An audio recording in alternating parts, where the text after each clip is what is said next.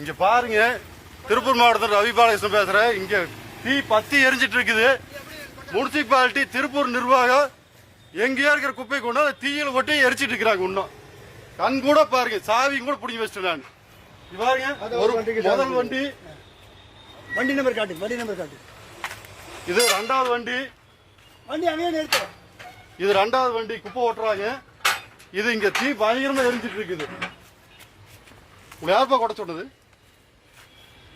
என்ன குப்பை குளியாது பாருங்க, அந்த எப்படி தீயறியுதுன்னு பாருங்க. இது அவிக்கிறதுக்கு நாங்க நின்று படாத பாடுபட்டு இருக்கிறோம்.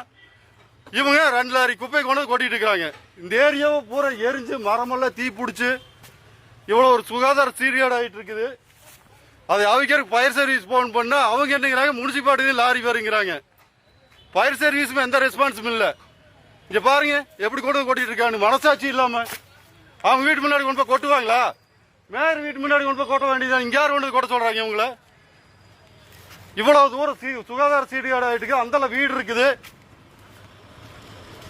ஒரு மனசாட்சி இல்லாம நடந்துக்கிறாங்க. திருப்பூர் முனிசிபாலிட்டி ரொம்ப கேவலமான ஒரு சூழ்நிலையில் இருக்குது.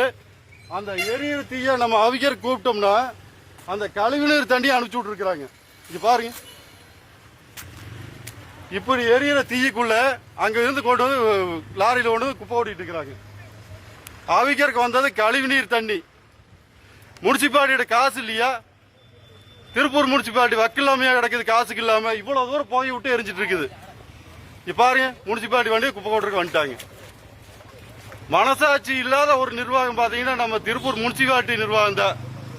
அவன் இதே மேயர் வீட்டுக்கு முன்னாடி கொண்டு போய் அந்த குப்பை கொட்டி எரிச்சு விடலாமா? ஏத்துக்குவாரா? பாருங்க.